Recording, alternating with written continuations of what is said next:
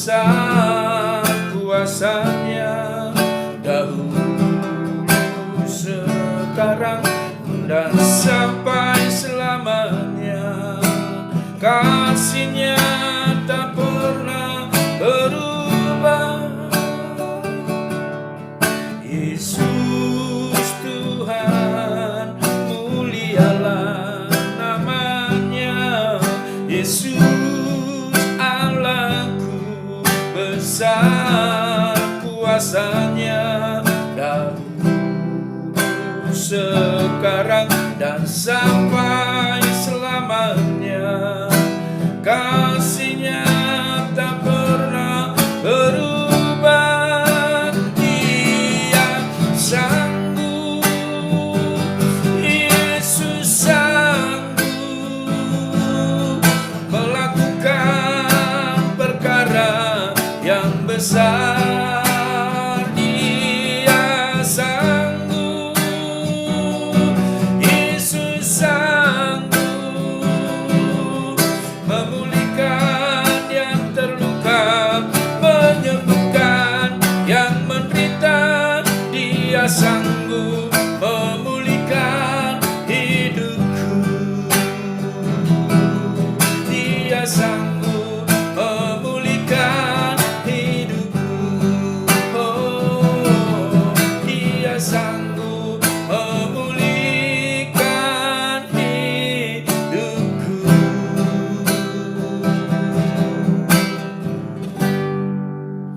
Engkau Tuhan yang sanggup memulihkan keadaan kami. Biarlah Tuhan kami percaya apapun keadaan kami, hanya Tuhan yang sanggup memulihkan. Ketika kami sakit, Engkau menyembuhkan kami. Ketika kami menderita, Engkau memberikan penghiburan dan kemenangan bagi kami, supaya kami tidak larut di dalam kesusahan itu, tapi kami boleh mencapai kemenangan demi kemenangan, karena Engkau sudah menang dan kemenangan itu Engkau berikan bagi kami. Sekarang kami siap untuk mendengarkan renungan firman-Mu. Di dalam nama Yesus Kristus kami sudah berdoa dan bersyukur kepada Tuhan. Haleluya.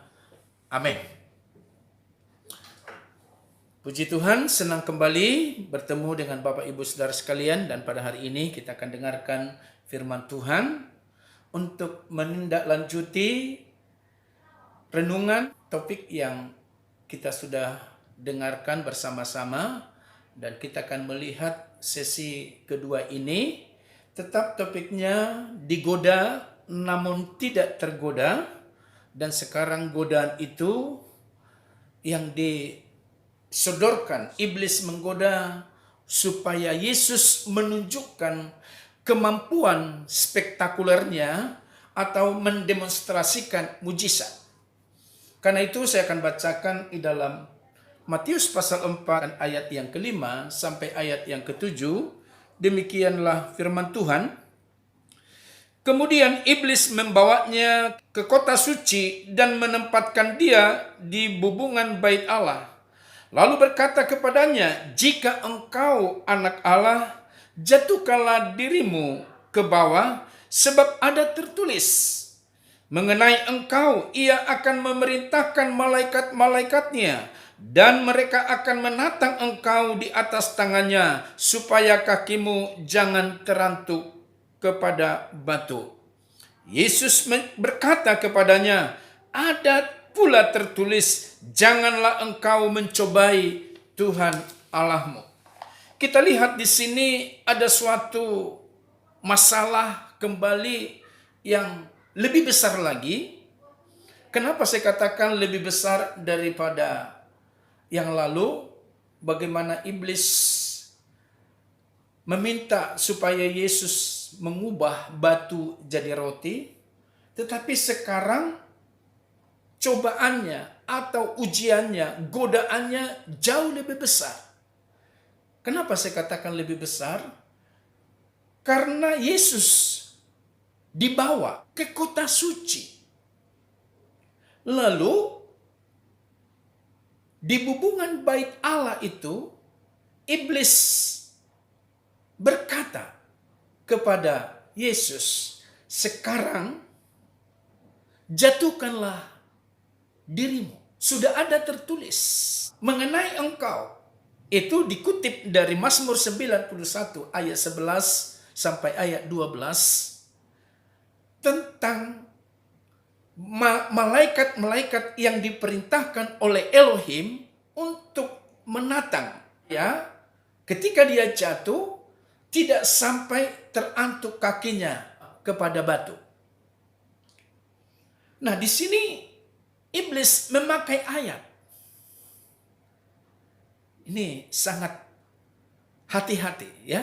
Sedangkan waktu sesi pertama, bagaimana iblis meminta kepada Yesus supaya batu itu dijadikan jadi roti, tidak pakai ayat. Tapi sekarang iblis memakai ayat. Dan ayat itulah yang menjadi alat daripada iblis untuk menggoda dia. Iblis tahu firman Tuhan. Dia tahu isi kitab suci. Tetapi hanya tahu. Dan menguji. Dan mencobai. Kalau begitu, siapa ini iblis? Kita harus tahu latar belakang dari iblis. Menurut Yesaya 14 ayat 12, bahwa iblis itu adalah yang disebut Lucifer. Lalu di saya itu di bahasa Indonesia, dia adalah bintang timur, putra fajar. Artinya dia dulu malaikat. Dia adalah pemimpin. Ya, kalau sekarang pemimpin pujian. Tahu kalau di gereja Protestan dia pemimpin kor. Tetapi karena dia menyombongkan dirinya, dia mau melebihi, bukan menyamakan lagi, mau melebihi Allah, Elohim sang pencipta itu, maka akhirnya dia dijatuhkan karena dia begitu sombongnya. Dan itulah asal usul, ya. Itulah mulanya iblis itu dikatakan dia dijatuhkan ke bumi, maka dia berkuasa di bumi ini. Tetapi yang kita bahas sekarang, bagaimana dia tahu firman Tuhan. Dia tahu isi Alkitab. Berarti saudaraku, kalau saudara dan saya tidak tahu isi Alkitab, perhatikan ya, saya ulang ya. Kalau saudara dan saya tidak tahu isi Alkitab, saudara kalah sama iblis. Makanya kenapa kita harus baca Alkitab? Supaya kita tahu. Kenapa kita harus ke gereja? Supaya kita dengarkan firman Tuhan. Jadi sekali lagi saudara harus tahu firman Tuhan. Tahu kitab suci. Tetapi ya, saya juga, saudara, saya harus akui, saya seringkali lupa di mana tertulis ayat-ayatnya. Walaupun tidak komplit, saya ingat. Banyak yang saya ingat. Tetapi saya lupa ditulis di mana. Nah, sekalipun saya lupa ayatnya, tapi yang penting firman-Nya, perkataan Tuhan itu yang harus kita ingat. Maka sesi yang pertama, ya, yang kemarin saya buat itu, saya tulis di situ bahwa kita mampu mengalahkan godaan daripada iblis kalau kita mengucapkan firman Tuhan dengan iman. Jadi senjata kita yang paling kuat untuk mengalahkan godaan-godaan yang iblis buat, yang iblis lakukan hanya dengan firman Tuhan. Jadi kita kembali kepada apa yang menjadi bahasan kita. Iblis sekali lagi mengutip ayat, dan ayat itu disalahgunakan. Kenapa saya katakan disalahgunakan? Karena iblis berkata, kalau engkau benar anak Allah, sekarang jatuhkanlah dirimu ke bawah. Kamu pasti tidak akan tergeletak, kakimu tidak akan terantuk kepada batu, karena kan sudah ada tertulis bahwa mengenai engkau Tuhan sudah perintahkan, Tuhan Allah di surga sudah menyiapkan malaikatnya untuk menatang engkau. Tapi saudaraku, sekalipun iblis memakai ayat, Yesus tetap tidak tergoda, tidak tergiur dengan kelicikan daripada iblis. Jadi iblis itu licik, saudaraku, menggiurkan memang dan meyakinkan. Kenapa saya katakan meyakinkan? Karena dia pakai ayat. Termasuk berita-berita yang kita dengarkan sekarang ini. Berita-berita yang menakutkan. Berita-berita yang membuat orang semakin cemas. Semakin orang tidak mampu lagi. Hari ini saya katakan, saudara, sekalipun berita itu meyakinkan, saudara harus melawannya. Kalau itu tidak sesuai dengan firman Tuhan, saudara harus melawannya. Dengan apa? Dengan firman Tuhan. Ada banyak yang meyakinkan di dunia ini. Dari sisi mana saja banyak yang meyakinkan. Tetapi itu tidak sesuai dengan firman Tuhan. Maka tugasmu dan tugasku, mari kita lawan. Jangan mau dipengaruhi. Jangan mau digoda. Karena iblis itu sangat, saya ulang lagi, dia sangat licik. Dengan kelicikannya akan mengganggu kita. Dan itu kisah ini, saudaraku yang dikasihi oleh Tuhan, bagaimana iblis itu, saya pakai istilah, dia meniru atau mencaplok, ya, ayat firman Tuhan untuk apa, saudaraku? Menggoda, ya. Jadi dia meniru, mencaplok, bahasa Paulus, dia menyamar. Iblis itu menyamar jadi malaikat terang, padahal dia malaikat gelap. Nah, yang dia goda adalah Yesus, yang disebut anak Allah itu. Tapi sekali lagi, tetap Yesus tidak tergoda. Kisah ini saya akan ambil dari kisah yang mungkin hampir sama yang dialami oleh Yusuf ketika dia ada di rumah Potifar. Saya akan bacakan ada beberapa ayat yang sangat penting. Kejadian pasal 39 ayat yang ke-6. Segala miliknya diserahkannya pada kekuasaan Yusuf, dan dengan bantuan Yusuf ia tidak usah lagi mengatur apa-apa pun selain daripada makanannya sendiri. Adapun Yusuf itu manis sikapnya dan elok parasnya. Selang beberapa waktu istri tuannya memandang Yusuf dengan birahi, lalu katanya, marilah tidur dengan aku. Tetapi Yusuf menolak dan berkata kepada istri tuannya itu, dengan bantuan tuanku itu tidak lagi mengatur apa yang ada di rumah ini, dan yang telah menyerahkan segala miliknya pada kekuasaanku. Bahkan di rumah ini, ia tidak lebih besar kuasanya daripadaku, dan tiada yang tidak diserahkannya kepadaku selain daripada engkau, sebab engkau istrinya. Bagaimanakah mungkin aku melakukan kejahatan yang besar ini dan berbuat dosa terhadap Allah? Ayat 10, perhatikan. Walaupun dari hari ke hari perempuan itu membujuk Yusuf, Yusuf tidak mendengarkan bujukannya itu untuk tidur di sisinya dan bersetubuh dengan dia. Perhatikan ini, saudaraku, walaupun tidak sama, tetapi ada kemiripannya. Diawali dengan Yusuf berkata, aku ini ada di rumah ini, sudah diberikan kuasa oleh tuannya, oleh Potifar. Segala sesuatu, apapun di rumah ini diserahkan. Ibaratnya sayalah yang berkuasa. Bahkan dikatakan tadi, tidak lebih besar, hampir sama kuasanya. Tetapi dari sekian banyak harta, dari sekian banyak yang ada di rumah ini, termasuk orang-orang yang ada di rumah ini, semua memang di bawah kuasaku. Tetapi ada yang tidak, yaitu engkau adalah istrinya.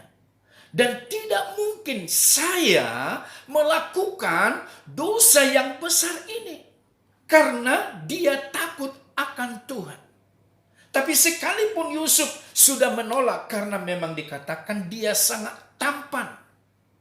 Dikatakan tadi dia elok parasnya. Ya, manis sikapnya.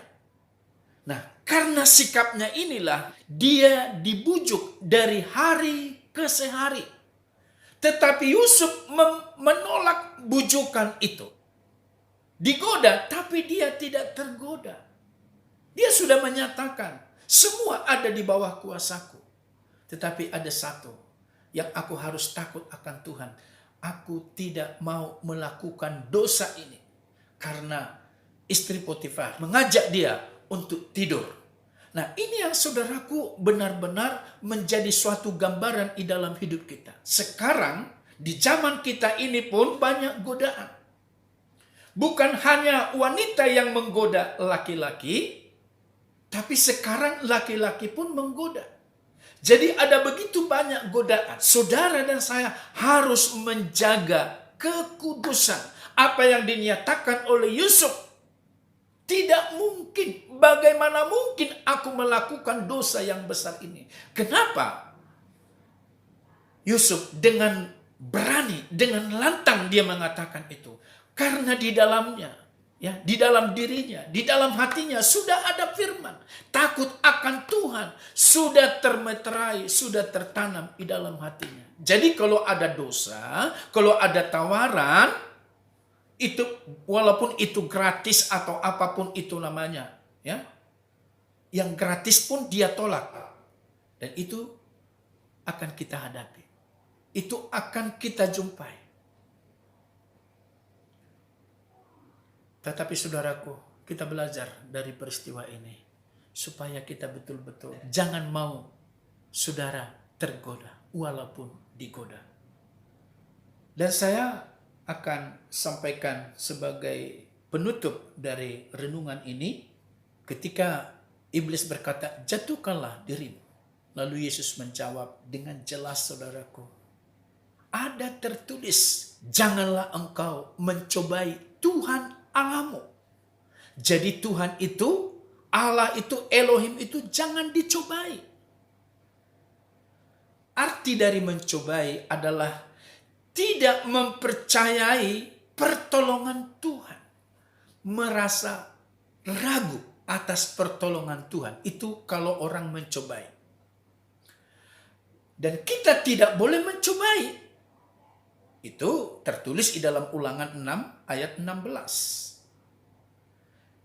Dan kita harus berpegang kepada janji Tuhan. Nah, janji Tuhan itu apa? Yaitu kita boleh pakai ayat itu. Mazmur 91 ayat 11 dan ayat 12 itu. Mari kita gunakan. Tetapi jangan kita coba, maksudnya nih.